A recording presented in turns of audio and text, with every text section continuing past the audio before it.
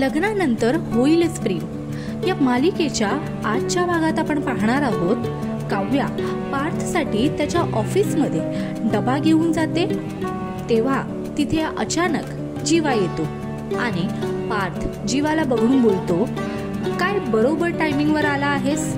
आताच काव्याने माझ्यासाठी साबुदाण्याची खिचडी आणली आहे, आपण तिघेही मिळून खाऊया.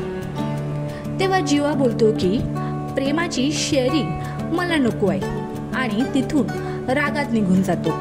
जीवा निघून गेल्यानंतर काव्या देखील त्याच्या मागे जाते आणि लिफ्टमध्ये दोघेही भेटतात.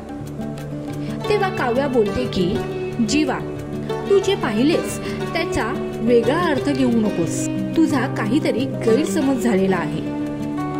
तेव्हा जीवा काव्याला बोलतो की दोघेही मस्त कुठेतरी थंड हवेच्या ठिकाणी हनीमूनला जा. काव्या जीवावर फार चिडते आणि रागाच्या भरात ती जीवावर हात उचलायला जाते. तेवढ्यात जीवा काव्याचा हात पकडतो.